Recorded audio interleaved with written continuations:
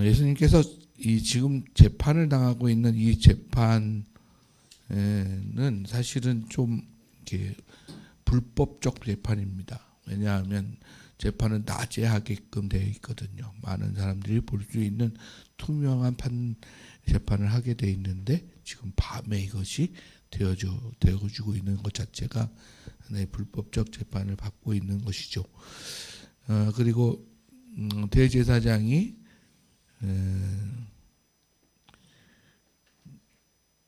그 대제사장의 명령에 의해서 예수를 잡아서 지금 서기관과 장로들이 모여 있는 곳에 예수를 끌고 온 거예요. 그리고는 이제 주변에는 많은 사람들이 지켜보고 있죠. 그 중에 한 사람이 베드로였습니다. 베드로의 좀 실망스러운 부분이기도 한 그런 부분입니다만은 베드로가 오늘 58절에 보면 서 있는 위치가 멀찍이라는 말이 나옵니다. 멀찍이 서서 결말을 보고자 했다.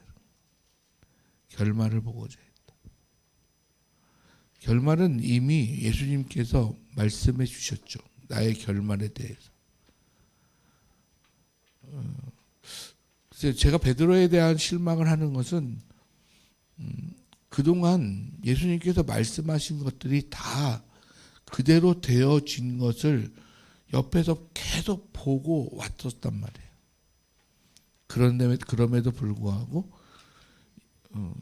지금의 현상에 대한 눈에 보여지고 또 드러난 부분을 보고 나는 믿겠다.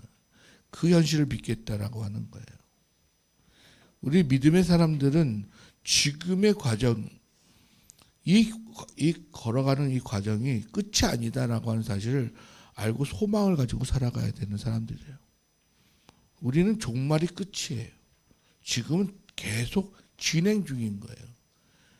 그래서 함부로 누구를 판단하고 함부로 누가 믿는다 안 믿는다를 판단하기가 어렵습니다. 지금 뭐 교회를 안 나오고 저기 밖에 나가서 세상과 같이 어우러지는 사람들 중에도 진행 중이란 말이에요. 어떤 사건 속에 여러분과 저도 어떤 사건 속에서 예수를 만나게 된 거지. 그들도 마찬가지죠. 어떤 사건 속에서.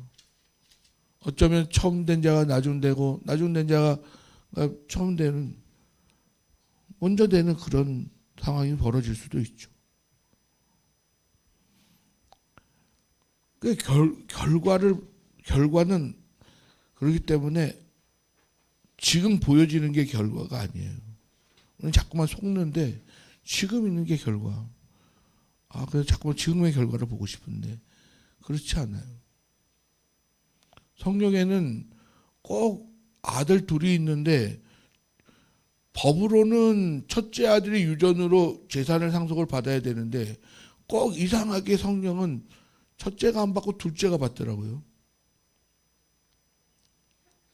그런 어떤 결과에 대한 부분에 인간의 생각과는 좀 다른 그런 모습들을 우리가 하나님의 사건 속에서 보게 되어줘요. 베드로는 마지막까지 예수님이 잡히시고 죽으신 그 마지막까지도 멀찍이, 이 멀찍이라는 건 거리상의 멀찍이도 있지만 예수님과 베드로의 믿음의 관계 속에서의 멀찍이 서 있는 거예요. 믿음으로만 구원을 얻게 되어져 있습니다. 우리 신앙의 사람들은 지금의 어떤 나의 행위, 지금의 어떤 현상, 지금의 어떤 모양을 가지고 구원 얻는 것이 아니고 믿음으로 그때에 얻을 하나님이 장차 약속한 것을 믿음으로 말미암아서 우리는 구원을 얻는 거예요. 그러니까 믿음은 우리 믿는 사람들에게 있어서 정말 가장 큰 선물이죠. 그렇기 때문에 믿음은 선물이기 때문에 믿음이라고 하는 건 내가 갖고 싶다고 하는 거 아니에요. 돈을 주고 사고 싶어도 살 수가 없어요. 믿음이라고 하는 것은 주어지는 겁니다. 그게 선물이죠. 내가 여기 왜 앉아 있노? 저는 뭐 처음부터 나면서 목사가 되려고 그랬겠어요? 그렇지 않죠. 근데 어느 날 어느 순간에 그 보이지 않는 하나님을 보게 되고 만나게 되고 부르심을 받고 부르심의 사명을, 부르심이라는 건 우리는 소명이라고 그러고, 그 부르심을 받았을 때 그 목적을 사명이라고 그러죠. 그래서 하나님의 일을 하게 하셨단 말이죠.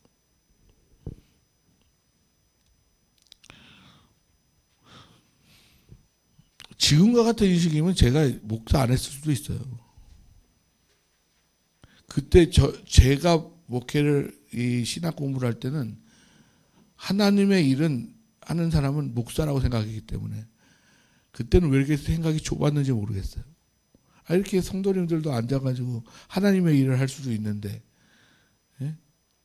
근데 왜 그렇게 멋있게 안 하고 꼭 목사가 돼서 이 사명을 감당해야 된다고 그럴까? 그 무지함도 하나님 쓰신단 말이죠. 예? 그래서 목사가 된 사람들이 있는 거죠.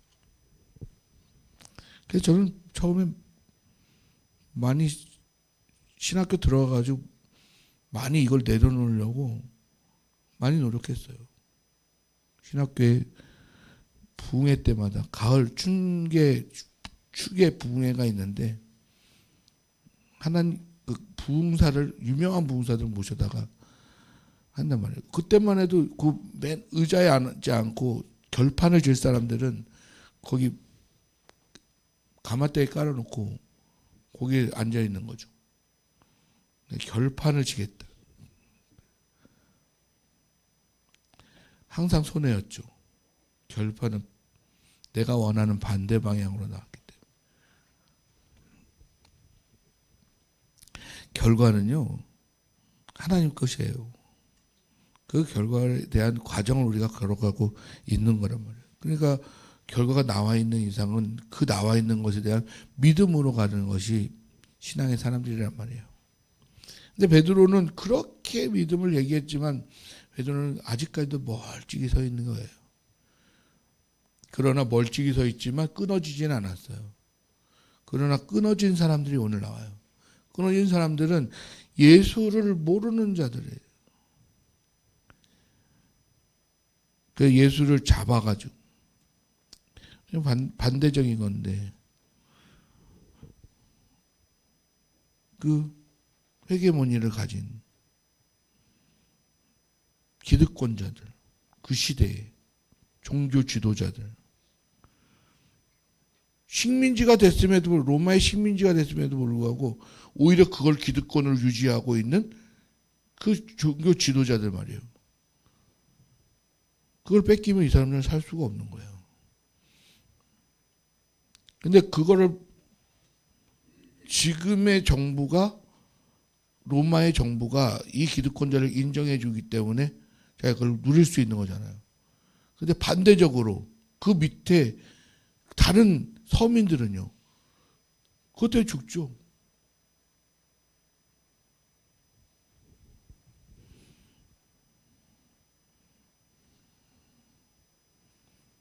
어떤 청문회를 들어보니까 어떤 사람이 나와가지고 일제시대 때 우리가 쌀을 수출을 해가지고 일본에 수출해가지고 정당한 거래를 했다. 수출을 했다 그러죠. 수출. 아니 여러분 같으면 여러분이 일본 같으면 그 쌀값이 1,000원인데 내가 먹은 나라의 사람들한테 1,000원 내고 가지고 있어요. 성경에 봐도 농사를 지어도 포도를 얻어도 그거를 맛보질 못하는데요. 다 뺏어가는데 아수르와 바벨론이 다 뺏어가는데 수고는 왕서방이란다. 수고는 고미하고 그 가져가는 건 왕서방이 갖고 가는데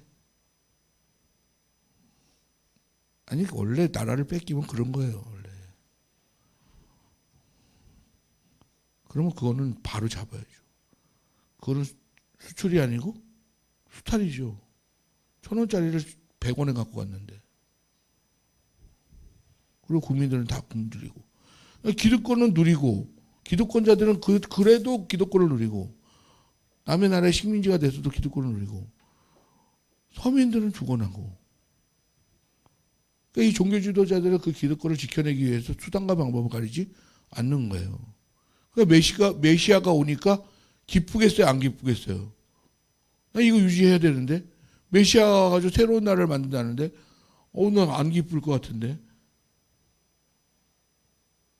예수님께서 메시아로 나타나니까 메시아를 어떻게든 죽여야 되는 거예요. 안 죽이면 내가 죽으니. 근데 성경의 사람들이잖아요.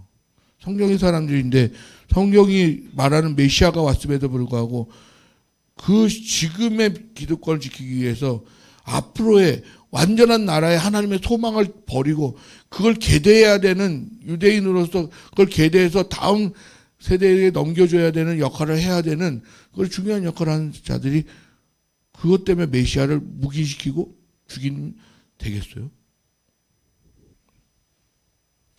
그 한 가지 의문이 생기는 거예요. 알면서 내 거를 지키기 위해서 그렇게 했냐? 아니면 정말 몰랐냐?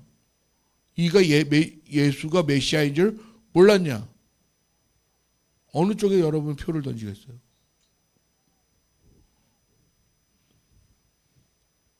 자, 오늘 한번 보세요. 오늘 이 재판이 되게 웃기는 재판이에요. 자, 59절에 가니까 대제사장들이 그러니까 대제사장들과 온 공회가 예수를 죽이려고 그를 칠 거짓 증거를 찾았다. 거짓 증거. 또 60절에 거짓 증인을 세웠다는 거예요. 근데 60절에 보면 얻지 못했다. 그래요. 얻지 못했다. 거짓 증거와 거짓 증인을 세웠는데 그 흠을 찾지 못했다는 거예요. 그 다른 성경에 보면 어떻게 얘기하냐면 서로 증인이 하는 얘기가 달라. 똑같은 얘기를 하는데. 그 재판장의 입장에서도 곤란한 거죠. 아니 똑같은 증인인데 어떻게 다른 말을 하지? 엇갈리는 거예요. 그러니까 거기서 뭔가 얻지를 못했는데 나중에 두 사람이 나왔는데 두 사람 중에 한 사람이 뭐라고 얘기하냐면 내가 이 사람 얘기하는 걸 들었는데 이 예수가 얘기하는 걸 들었는데 하나님의 성전을 헐고 사흘 동안에 지을 수 있다 하더라 이렇게 얘기를 하는 거예요.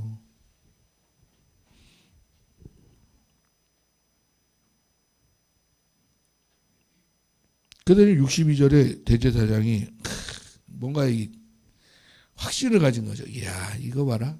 성전을 헌다. 성전을 헌다라고 하는 게 이 말이 되냐.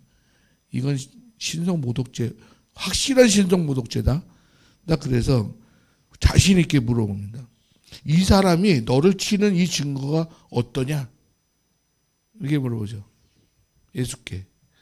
야, 이 사람 이 확실한 증거, 네가 얘기한 증거 어떠냐? 이렇게 물어보는 거예요. 그때 63절에 예수님 뭐래요? 침묵하시거늘 아무 대답을 안 하죠. 왜 그랬을까요? 왜 침묵을 하셨을까요? 이게 요한복음 2장 19절에 나와 있는 말씀인데 요한복음 2장 19절에 뭐라고 그러냐면 너희가 헐라. 예? 예수님이 헌다는 게 아니고 너희가 헐라. 그러면 내가 3일 만에 세우리라. 이렇게요. 헌 거를 누가 헐어요? 요즘 우리 노아의 방주 타고 요즘 여행 가고 있잖아요. 예? 방주 타고 여행 가고 계시죠? 저 물 위에 떠 계시잖아요. 큐티를 안 하시는구나.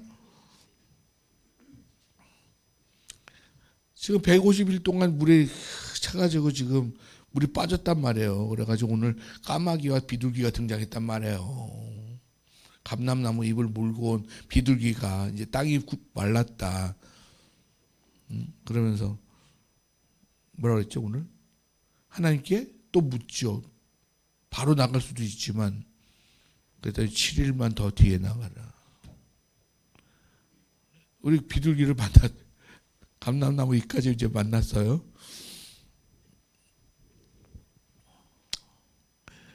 근데 뭘 얘기하려고 이렇게. 아니 이 노아의 홍수 때에 세상을 한 건 누구예요? 인간들이잖아요. 타락해가지고 죄가 만연돼가지고 인간이 헐어버렸단 말이에요. 그리고 방주로 다시 뭘 세워요? 다시 그 생명을 세우잖아요. 세우는 건 하나님이시라고요. 허는 거는 너희 죄악으로 헌단 말이에요. 자꾸만. 또 어디 가면 또 헐어요. 솔로몬 성전도 헐어지죠. 예? 술바벨 또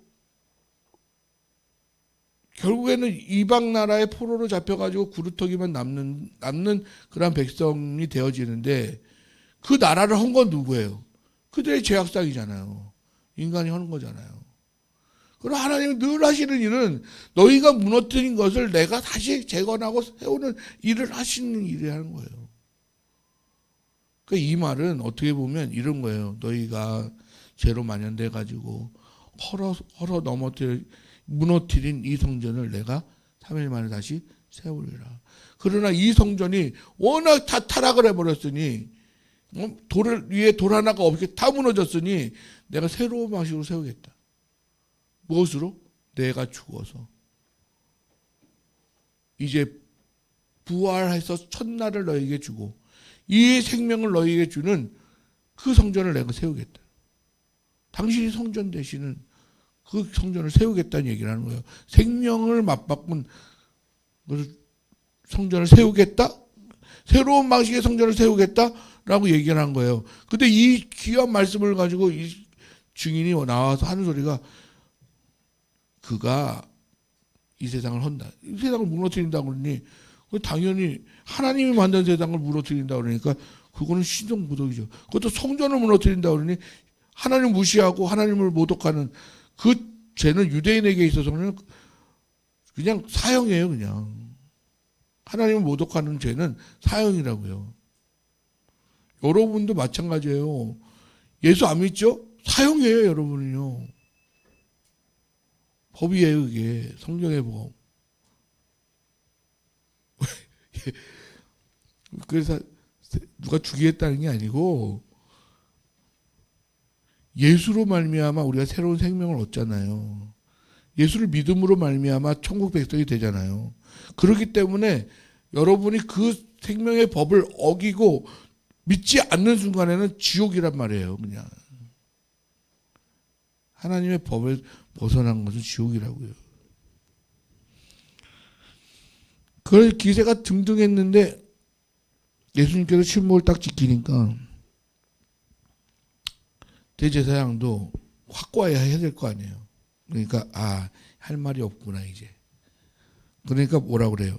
더 나아가서 대제사장이 내가 너로 살아계신 하나님께 맹세하게 하노니 내가 하나님의 아들 그리스도인지 우리에게 말하라 이렇게 얘기합니다. 살아계신 하나님께 맹세하게 하노니. 근데 예수님은 당당하실 수밖에 없는 게 겟세마네 기도에서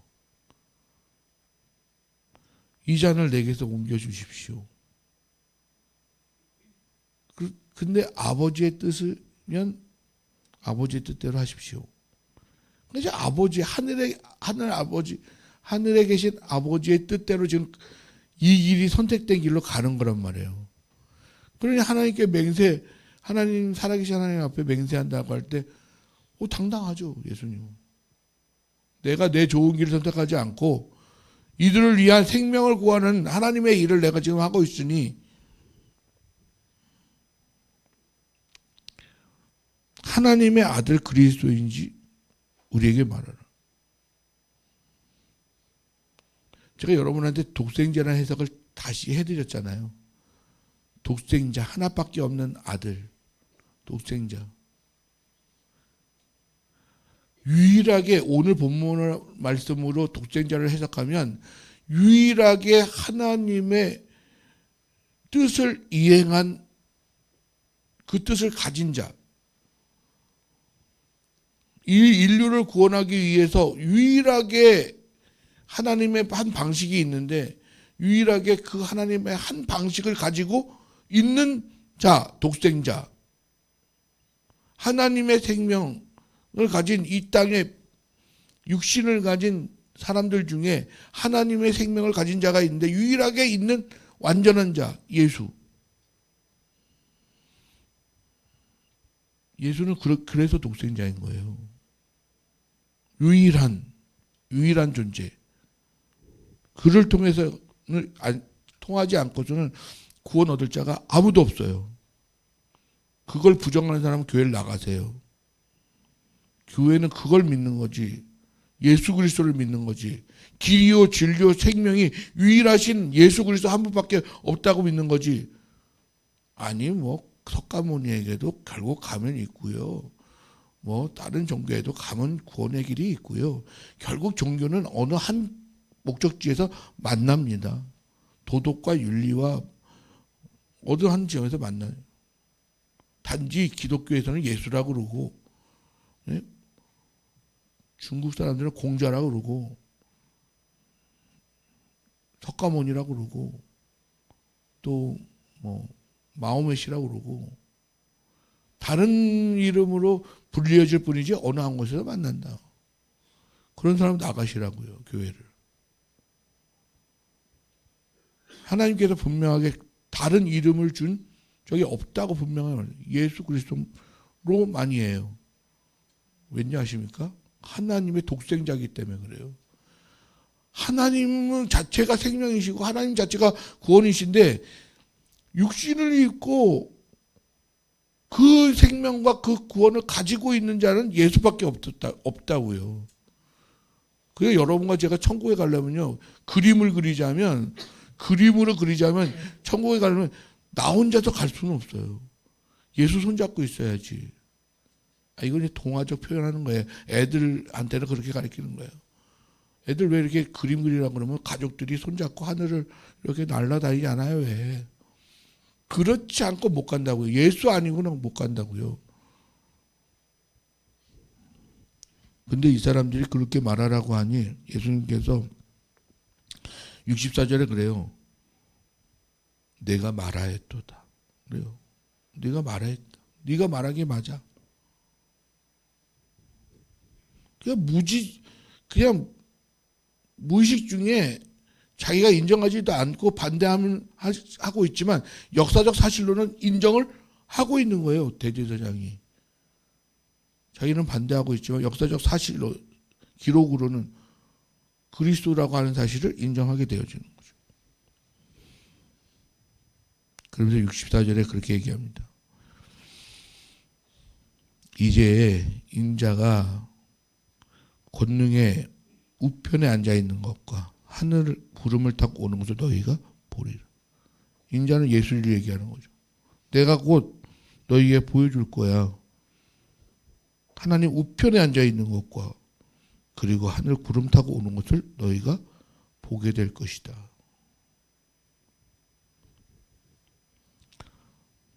본 순간에 너는 끝이다.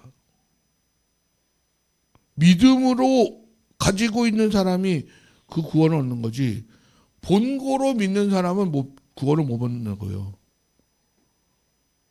그러니까 여러분 기도 많이 하셔야 돼요. 믿음으로 내가 예수를 믿게 해달라고 기도해야지 본고로 내가 하나님을 믿는 순간은 늦은 거예요. 믿음은 언제 사라져요? 믿음은 언제 사라집니까? 현상이 믿음의 대상인 약속이나 믿음의 대상인 어떤 현상이 드러나면 믿음은 사라지는 거예요. 천국에는 믿음이 없습니다. 아니 결핍돼서 없음이라는 게 아니라 완전하기 때문에 그렇죠. 할렐루야. 이 사람들 진짜 참 여러분은 참 되게 목사님을 하셨어야 될 것 같아.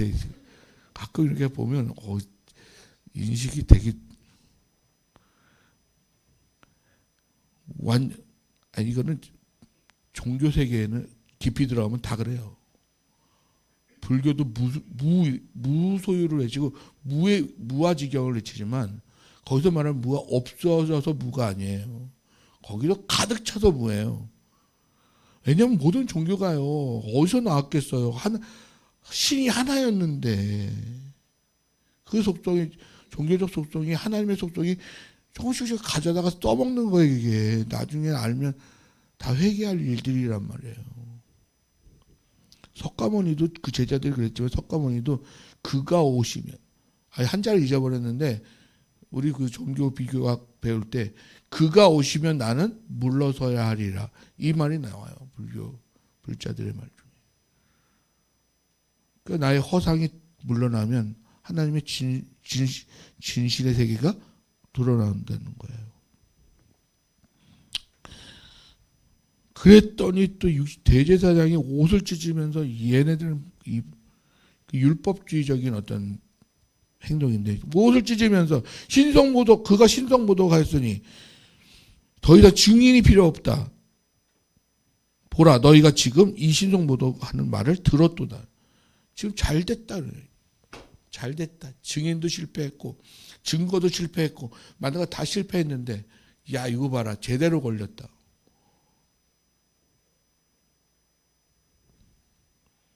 신성모독죄로 고발을 하죠.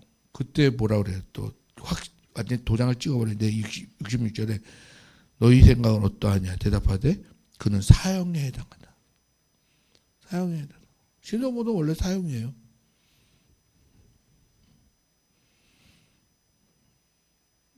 근데 이 자리가 종말의 자리라면 누가 신성모독을 하고 누가 거짓을 이야기하고 있냐는 거예요. 여기서는 거짓 사실이 아니니까 거짓 증인과 거짓 증거를 대지만, 천상에 가면 영의 세계이기 때문에 참 증인들이 나와서, 참 증인들이 여러분에 대한 고발을 한다고요. 저 세상에 대한 고발을 한다고요. 거기서 안 걸릴 사람이 다 걸려서 지옥이에요. 근데 단지 십자가에 자신을 못 받고, 십자가에 예수와 함께, 그리스도와 함께 십자가에 못 박혀다니, 그러지 내가 산 것이 아니고 내 안에 그리스도가 사신 것이, 이 고백을 한, 그리스도가 내 안에 그리스도가 사신 것이다라고 한 그 고백을 한 순간 심판의 대상이 예수가 돼버린다고요. 그럼 무죄. 그런데 거기에 내 육신의 내가 그 심판의 자리에 섰게 되면 그 확실한 증인들이 거짓을 다 고발해가지고 그냥 찍소리도 못하고 다 신성모독에 걸려가지고 다 죽어버려요. 그냥 영벌에 처해져. 그냥 죽어버리면 다행인데, 이 세상에 사람들은 죽는 사람 없어요. 다 영원히 살아요. 믿는 사람이도 믿지 않는 사람이 영원히 살아요. 다. 영벌로 사느냐 영생으로 사느냐 문제지. 이 마지막 심판대 앞에 가서는 완전히 반대로 역전이 되는 거예요. 이 대제사장은요, 하나님 앞에 정말 얼마나 부끄럽고, 이게 결국은 그들의 타락성을 보는 거예요. 그러면서 이제 그렇게 되니까 밑에 있는 사람들까지 예수를 조롱하죠. 그래서 침을 뱉고 뺨을 때리면서, 야 선지자 노릇 해봐라 그러면서 눈을 가리고 누가 때렸게, 이 짓을 하고 있는 거예요. 하나님의 아들을 때려놓고 하나님의 아들의 침을 뱉고,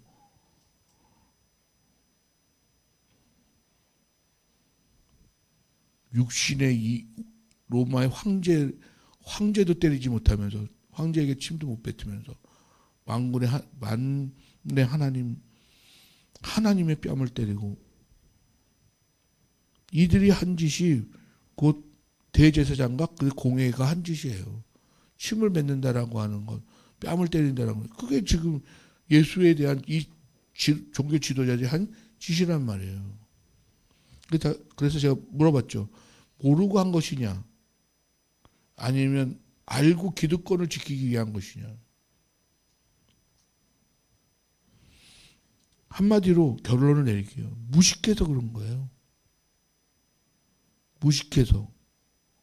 대제사장들이 얼마나 지식이 박식하고 얼마나 성경적 지식이 얼마나 뛰어난 사람들인데, 그리고 율법적으로 행위가 얼마나 정결한 사람들인데 그 사람 보고 무식하다고 그래. 저런 무식한 목사가 다 있나. 하나님께 대한 영의 인식이 없는 거예요. 영의 세계에 대한 인식이 없다고요. 진리에 대한 인식이 없다고요. 하나님께 대한 인식이 없어요. 여러분 어떻습니까? 하나님에 대한 인식이 있습니까? 우리는 있습니까? 우리는 무식한 자 아닙니까? 예수님을 뺨을 때리고 침을 뱉는 그런 사람들 아닙니까? 아니라고 생각하는 사람 하나도 어떻게 알았지? 근데 그걸 유도한 건데. 그래요. 다 우리는 무식한 자들이에요. 왜 이들이 그렇게 무식한 짓을 했냐? 인식이 없는, 정말 오히려 하나님 앞에 가서 심판받을 짓을 했느냐라고 할 때 이들이 무식할 수밖에 없는 거는 그 인식의 코드가 없기 때문에, 결과적으로 얘기하면 성령이 없기 때문이란 말이에요. 성령이 없기 때문에. 왜 성령이 없느냐? 자기 부인을 못하기 때문에 그래요. 자기 부인. 왜냐하면 쉽게 얘기하자면 이거예요. 누군가의 소리를 들으려면 내 소리를 줄여야죠. 내가 소리를 와 외치면서 저 사람 소리가 뭔 소리인지 들으면 소리가 들려요? 저 사람 소리가 더 작은데? 무엇을 보고자 하는데 내가 관심 있는 분야에만 집중이 쫙 빠져 있어요. 그럼 다른 거에 보여요? 보이지 않지. 다른 걸 집으려고 하는데 내가 중요하다고 생각하고 꽉 쥐고 있어요. 그냥 저걸 집어야 되는데, 중요한 건데, 이거 피지도 않고 놓지도 않고 저거 잡으려고 하면 잡을 수 있어요? 없잖아요. 어디서 온 거예요? 이 종교주의 지도자들은 자기네들이 사랑하는 바, 자기네들이 소유하고 싶은 바, 자기네들이 큰 소리, 자기네들이 듣고 싶은 소리, 자기네들이 누리고 싶은 기득권, 이 모든 것들이 거대해지니까 하나님의 소리가 들리지 않는 거예요. 여러분은 안 그럴 것 같아요. 여러분도 매일매일을 경험하잖아요. 순간순간에 그럴 때가 많다고요. 하나님의 소리를 듣지 않으려고 해요. 그러면 살직했다가 솔깃했다가 하나님의 소리를 안 들어요. 말씀을 들으려고 하지 않아요. 내가 거대해지면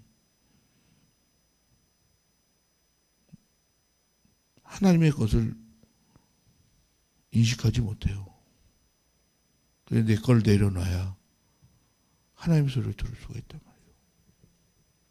적어도 여러분이 오늘 이 자리에 모인 것은 그 내려놓음이 있기 때문에 여기에 있는 것이라 믿습니다. 그거는 여러분도 인식하지 못하는 사이에 성령이 인식하게 하셔서 이곳에 있게 하신 줄 믿습니다. 이 종교 지도자들 같은 이 무지함 때문에 하나님의 생명을 얻지 못하는 그런 어리석음을 범하지 않기를 소망합니다. 오늘날도 분명히 이렇게 순간순간 우리는 이런 모습을 나타내고 있습니다. 내가 커져서 하나님의 소리를 듣지 못하는 그런 일이 일어나지 아니하도록 오늘 이 말씀을 통해서 정말 늘 깨어서 하나님의 소리에, 하나님이 보여주시는 것에, 하나님이 말씀하시는 것에 귀를 기울이고 들을 수 있고 순종할 수 있는 복된 성도님들 되시기를 간절히 소망합니다. 너희는 어떠냐? 너희 생각은 어떠하냐? 이게 뭐 다른 질문이긴 합니다만은 오늘 여러분의 생각은 어떠하니? 그걸 한번 물어보고 싶은 거예요. 아무쪼록 오늘 귀한 말씀에서 많은 깨달음이 있으시기를 간절히 소망합니다. 기도하겠습니다. 하나님 아버지 감사를 드립니다. 하나님 당대의 지혜로운 자들이고 당대의 정말 기득권을 가진 자고 또 지식을 가진 자들이고 정말 훌륭한 사람들임에도 불구하고 예수님을 바로 보지 못했던 것은 오히려 그들의 있음 때문입니다. 아버지 하나님, 우리로 동일한 죄를 짓지 말게 하여 주시고 언제나 하나님의 것을 가장 귀하게 여겨서 하나님의 것에 우리의 마음을 두고 또 그러므로 하나님의 소리를 들을 수 있는 저희들 되게 하여 주옵소서. 종말에서의 신성모독이 일어나지 아니하도록 아버지 하나님 오늘도 우리를 돌아보게 하여 주옵소서. 감사드리며 모든 말씀 우리 주 예수 그리스도의 이름으로 기도합니다. 아멘.